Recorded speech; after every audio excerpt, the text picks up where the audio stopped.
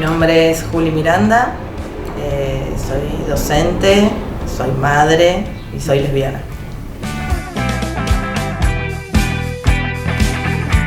Mi infancia fue acá en Junín, yo nací acá en Junín.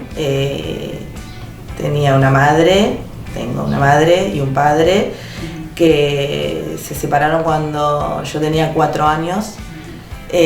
Así que mi crianza fue casi toda de mi mamá. La responsabilidad fue de mi vieja. Mi papá siempre estuvo, un poco sí, un poco no. Con los años hemos resignificado un poco ese vínculo de padre e hija, por ahí más de igual a igual, el camino de la adultez. Y mi infancia fue una infancia muy pobre, con un acceso económico muy poco por parte de mi familia. Mi mamá nos crió limpiando casas, pero siempre fue como muy insistente con el estudio, con las lecturas y con la música. Digamos, para ella eso era muy importante. Entonces vivimos nuestros primeros años con mis hermanos y yo en la casa de mis abuelos, primero en la casa de mis abuelos paternos, después en la casa de mis abuelos maternos. Y mi mamá esta casa se la construyó, que era una cooperativa, 5 de septiembre, así que la levantó ella junto con los otros vecinos. Así que trabajaba todas las semanas muchas horas y los fines de semana venía a hacerse la casa y nosotras veníamos a veces a picar ladrillo. Así que yo vi a mi mamá trabajar muchísimo y hacerse su casa y también llorar muchísimo cuando a veces los vientos le tiraban los ladrillos, tapiales y eso. Es decir, la vi celebrando una casa, la vi entristeciéndose por algunas cuestiones que tienen que ver con las pocas posibilidades económicas que tuvo. Y bueno, nos crió así, mucho laburo por parte de ella, era muy laburadora. Era muy exigente y siempre transmitió esta cosa de estudian, no quiero que limpien inodoros como yo. Así que se esforzó mucho para que estudiemos y así fue que yo empecé de muy chiquita en el Conservatorio de Música y me recibí de eso y de hecho trabajo dando clases de música.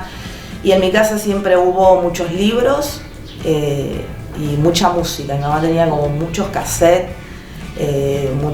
Así conocí a Silvio Rodríguez y se escuchaba mucho a La Negra Sosa, digamos, una cuestión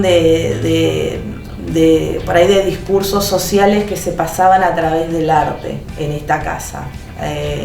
Entonces la música tuvo un gran impacto en nosotros. Mi papá es músico y creo que eso los dos intentaron de alguna manera transmitirlo. Y bueno, crecimos con mucha música, con un piano, haciendo música y leyendo mucho. Mi mamá compraba muchos libros. Tuvo un montón de cosas súper dolorosas, pero también tuvo una influencia del arte muy fuerte, que de hecho creo que mis hermanos y yo, eso es la gran riqueza que nos llevamos de esa infancia, de ver a mis abuelos llorar por no tener plata, desesperados porque no alcanzaba, a mi vieja haciendo lo imposible para poder darnos de comer y a su vez cuando tenía un toque de guita compraba libros y compraba música, y eso es impagable. Yo creo que en cuanto al lesbianismo y a esto de usarlo como insulto o como forma de alguna manera desmerecerte como persona o como mujer, si se quiere, es producto del sistema donde vivimos, consecuencia del sistema donde vivimos, un sistema binario que nos ha educado para que la mujer esté a disposición de ese varón. Cuando una se nombra lesbiana y empieza a vivirse lesbiana, creo que de alguna manera terminás siendo traidora a ese sistema, te corres de ese sistema porque ya no sos la mujer que vive para ese varón, ¿no? Ya no lo necesitas más, entonces esa traición se paga en este sistema, se paga de esa manera, como insulto y con cuestiones mucho más graves como que te maten como a la Pepa o que te manden presa como a Mariana. Digo, me parece que que es una forma de que el sistema te está cobrando la deserción a ese sistema. Digamos, somos desertoras de ese sistema patriarcal, por la simple razón de que no queremos compartir nuestra vida sexual y amorosa con los varones, nada más. Parece estúpido decirlo así, pero realmente el sistema se lo está cobrando y me parece que inconscientemente todo el mundo lo viene pensando o lo vino aprendiendo. Nosotros cuando fuimos al encuentro plurinacional en La Plata, nos tomamos un taxi, estaba con Diana, mi compañera, y con mi hermana, y el taxista nos decía como son todas lesbianas, y yo pensaba, ojalá fueran todas lesbianas. Hay como 200.000 acá, si todas son lesbianas, ¿sabes qué? Esto sería digamos, el hombre estaba seguro de que todas las mujeres que estaban ahí eran lesbianas, solo por estar ahí, digamos. Y era como diciendo, no, realmente qué poco conoces de los feminismos, de los activismos lésbicos, porque realmente no eran todas lesbianas, pero él estaba seguro de eso, lo decía como una cosa, si estás acá luchando por tus derechos, claramente sos una lesbiana. Eso de alguna manera habla bien de nosotras, las lesbianas, porque claramente tenemos esa imagen o ese imaginario en la sociedad de que somos luchadoras por nuestros derechos, pero tampoco es tan cierto de que todas las mujeres que luchan por sus derechos son lesbianas. Entonces me parece que es un poco un imaginario que viene producto de un sistema que te educa para ser heterosexual, te educa para estar en función de un varón, y cuando vos no haces eso, desertás de eso, de alguna manera el precio se paga y se sigue pagando. Y también me parece que el imaginario ese que ronda en las miradas heterosexuales tiene que ver con... Hay un libro que se llama Ética tortillera de Virginia Cano, que habla un poco de la cartografía lésbica, y ella decía como, siempre dice como, bueno, el heterosexual solo ve una lesbiana, que es la más chonga, la más masculina, ¿no? Porque su visión heterosexual solo le permite reconocer a esa lesbiana, porque la reconoce desertora en la imagen, en lo visual. Digamos, las lesbianas reconocemos más lesbianas, tenemos un abanico de lesbianas y de formas de ser lesbianas. Me parece que tiene que ver un poco con ese imaginario heterosexual y con esa condena inconsciente que hace el heterosexual a quien se corre y traiciona al sistema patriarcal.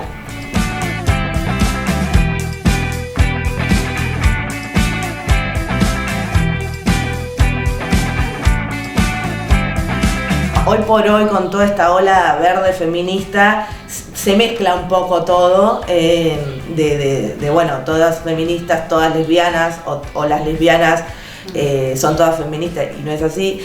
Hay que, como, el recorrido de la historia es mucho más rico del que nosotras por ahí se hace tan rápidamente en estos tiempos. Digo, el recorrido del activismo lésbico es mucho más rico, y creo que también esta cuestión de las lesbianas, no solo al correrse de ese deseo heterosexual, primero te corres de ese deseo heterosexual, y una vez que aprendiste a vivir en esa deserción, ¿no? Y que aprendiste a cuestionarte tu propia sexualidad, que es algo que te atraviesa íntegra, es mucho más fácil después empezar a cuestionarse otras cuestiones, como, bueno, cómo amamos, queremos amar monogámicamente, por qué amamos monogámicamente, qué hacemos con los celos. Digo, me parece que el lesbianismo y toda su lucha y todo su activismo nos ha hecho como crecer en un montón de repensares sobre nosotras mismas, sobre nuestras formas, no solo de a quién amo, sino cómo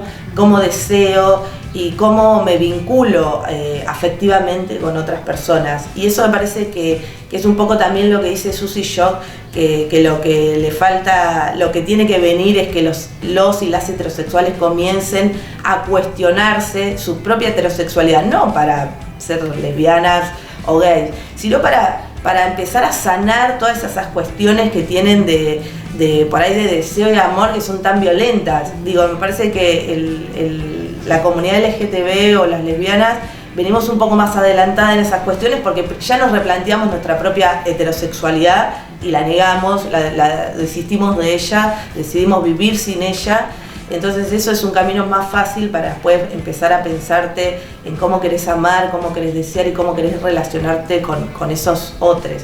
Y ese me parece que es un poco cuando habla de esto de la práctica, el feminismo la teoría, el lesbianismo la práctica, es un poco eso, es poner en práctica un montón de cuestiones que las vivimos, las naturalizamos tanto que después creemos que es así, y en realidad me parece que hay un mundo, digamos, no queremos ser más esta humanidad, sigo nombrando a Susi, digamos, no queremos ser más esta humanidad, pero porque sabemos que hay otra forma de ser y otra forma de un mundo posible donde no pasen las cosas horribles que nos están pasando, y creo que esas cosas van a dejar de pasar siempre y cuando dejemos de naturalizar cuestiones como los celos, como las violencias, los micromachismos, que también no solo las padecemos, también las reproducimos. Digo, entonces empezar a cuestionarse, me parece que eso es un camino que ha empezado el lesbianismo y que de alguna manera el feminismo ahora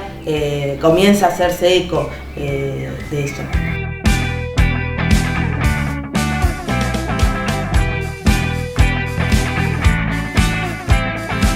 Por los barrios, porque me parece que Junín es una ciudad muy conservadora, y me parece que también no es lo mismo ser lesbiana, gay, trans en cierto nivel económico que ser lesbiana, gay, trans, pobre.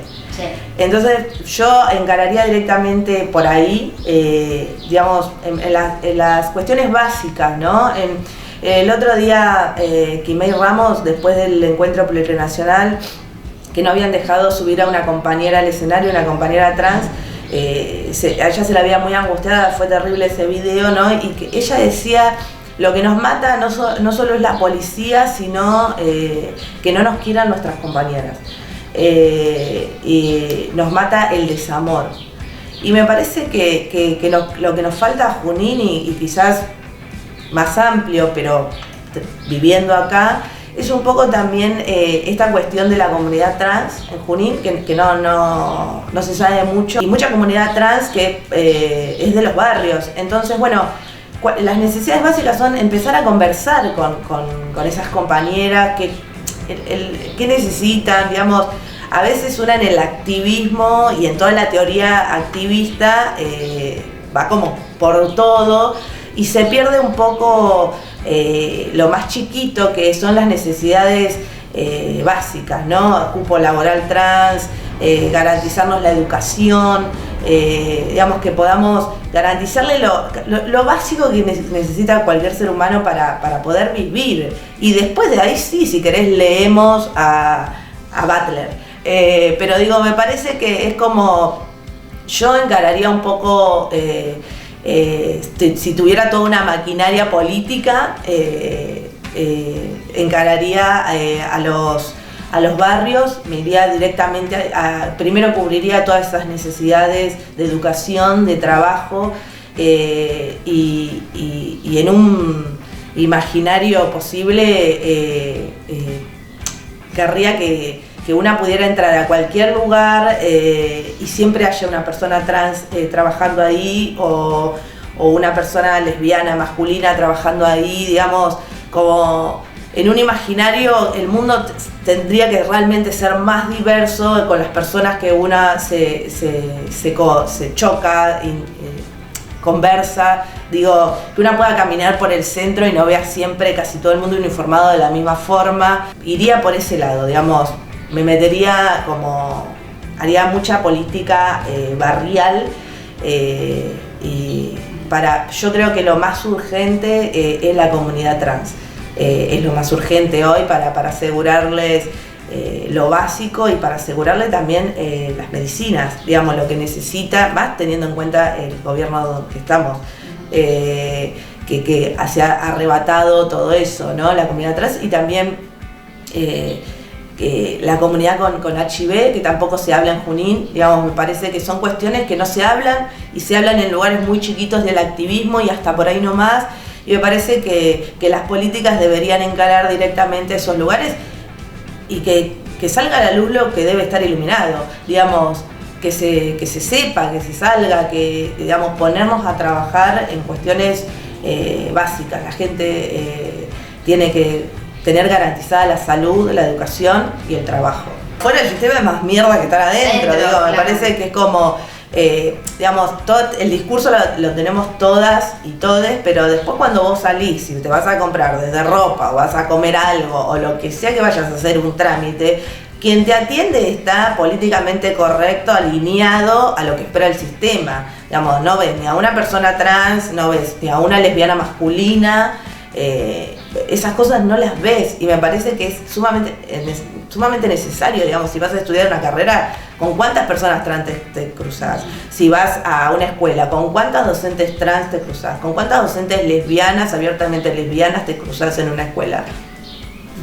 Por un lado están los discursos de sí, cupo laboral trans, mientras quieran o no ciertas políticas, y por otro lado crecen los discursos de odio ante la falta de contacto, digamos. Hay un montón de gente que crece en sus discursos de odio, pero nunca estuvo sentado tomando un mate con una persona trans. Entonces tiene todo un imaginario de malo, de no corresponde, de qué terrible, cuando nunca te pusiste a tomar un mate o a compartir algo o lo que sea, digamos. Me parece que necesitamos que el colectivo LGTB ocupe lugares. Como yo, que soy docente, abiertamente lesbiana, ocupando el lugar, trabajando básicamente como docente, también llega un momento que te quedás como un poco sola, porque a la primera, digamos, tampoco es un camino de rosa, digamos, ser docente y lesbiana en esta ciudad, pero también, digamos, hay un montón de fuerza de voluntad, un montón de lucha que se hace de la individualidad, y a veces los cuerpos se rompen, digamos, llega un momento que no das más, que te cansás, que decís no doy más, no puedo estar todo el tiempo luchando contra un sistema. Entonces me parece que las políticas deben apuntar para que seamos más quienes ocupamos esos lugares, dar la posibilidad de estudiar y que trabaje y que haga lo que desee, no lo que le toca en ese sistema, sino lo que desee.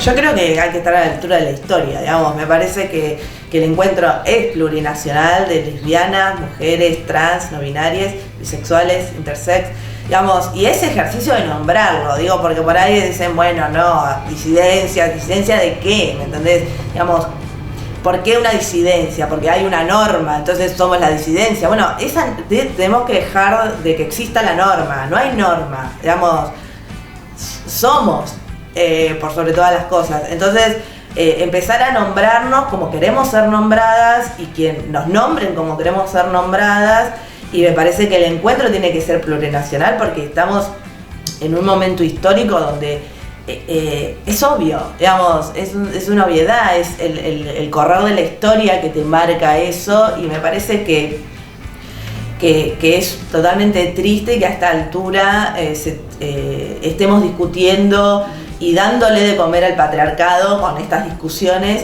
de si mujeres o disidencias o nacional o no plurinacional. Me parece que es una discusión que la vamos a tener que seguir dando porque hay lugares muy duros, hay lugares del feminismo muy transfóbicos, y es una pena, pero también hay que nombrarlo, también hay que saberlo y también hay que darle pelea, y también hay que saber que con eso no se negocia. No se negocia con las no compañeras transfóbicas, digamos, nadie que es transfóbico es mi compañera, por más mujer que seas, nadie que le haga un culto a la vulva como cuestión súper así enorme, y deje por fuera a las compañeras trans es mi compañera, digamos.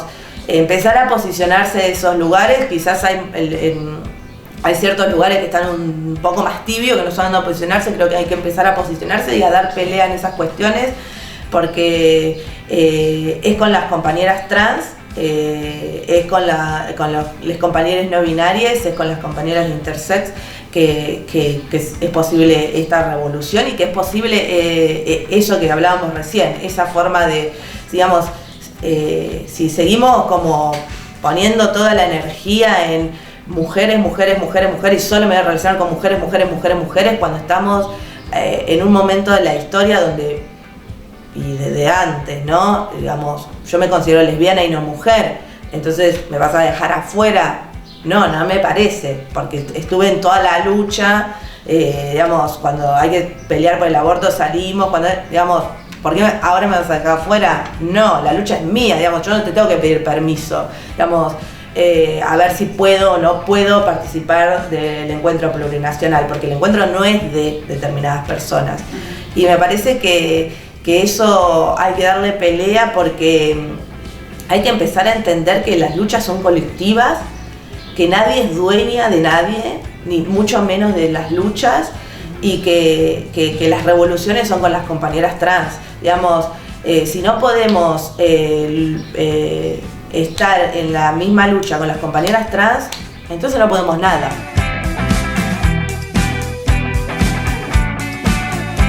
Creo que el Ni Una Menos lo que de alguna manera lo trajo, que lo hizo como más popular, lo llevó a todas las mesas, esa discusión.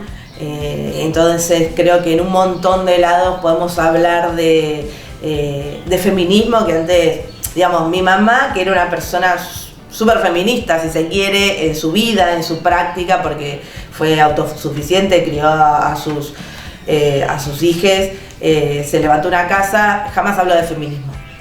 Empezó a hablar de feminismo en el Ni Una Menos, empezó a nombrarlo, empezó a ponerle una palabra. Digamos, creo que lo que ha hecho el Ni Una Menos es darnos recursos verbales para poder hablar de un montón de cosas que nos estaban hablando, no sabíamos cómo nombrarlas.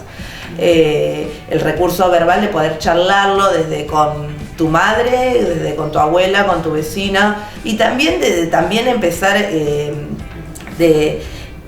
a notar de que hay un montón de personas que lo van a hablar desde un lugar de celebración, y también notar los miedos que le da un montón de personas decir la palabra feminismo, y decís, hay un imaginario de terror, como si fuera una cosa mala.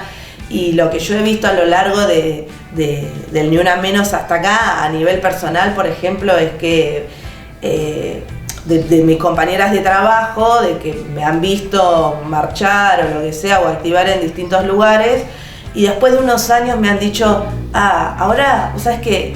Entendí, o posta tenías razón, porque me pasó tal cosa, ¿me entendés? O fui a una charla de violencia de género, digamos, cosas que por ahí antes ni siquiera te las cuestionabas, o ni siquiera tenías la posibilidad de acceder, porque parecía que era solo para un sector. Me parece que lo largó más popular, me parece que las nuevas crianzas vienen con el feminismo mucho más en la piel, en sus crianzas. Yo veo que mi hijo tiene 13 años y él se nombra feminista, digamos, y me parece que es como que habla con sus compañeros, cuando salió todo el tema del aborto, hablaron con sus compañeros, hablan de feminismo. Me parece que todas esas juventudes que tienen 12, 13, son muy chiquitos, lo tienen muy incorporado, digamos, esa posibilidad de hablar de esto, cosas que yo a mis 13 años no hablaba de esto ni ahí. Me parece que eso es gracias al Ni Una Menos, a que lo ha esparcido por todos lados, no solo quedó para un sector, sino que se hizo como más popular, y como tiene esa ventaja de ser popular, donde todos podemos hablar de estas cuestiones, también tiene esa ventaja de que a veces algunas fuerzas se ponen más duras, como esto de si es nacional o plurinacional. Digo, hay que también estar alertas de lo que genera estas cosas tan grandes, cuando abarcan tanto, también endurecen un montón de otras cosas, o se pierden un montón de otras cosas. Me parece que el Ni Una Menos trajo eso, y me parece que la responsabilidad de quienes estamos activando en distintos espacios es no perder el alerta, no perder el centro de, bueno, a dónde vamos, qué queremos, cómo es ese mundo que queremos, cómo lo queremos, y cuáles son las distintas cosas que vamos a hacer para llegar a ese mundo. Digamos, me parece que la responsabilidad de las feministas es un poco eso, no olvidar la historia, no olvidarla. La responsabilidad de las lesbianas activistas es recordarle la historia a esas juventudes que vienen con un gran impulso de de la libertad, ¿no? Porque nacieron con el matrimonio igualitario, nacieron con la ley de identidad de género, entonces vienen como el mundo parece un lugar mejor, pero no olvidemos la historia, porque si olvidamos la historia, después pasa lo de Mariana Gómez y no sabemos dónde posicionarnos. Me parece que la responsabilidad nuestra como lesbianas, como feministas activistas es seguir esparciendo todo esto que está pasando, pero sin olvidar el recorrido de qué nos trajo hasta acá.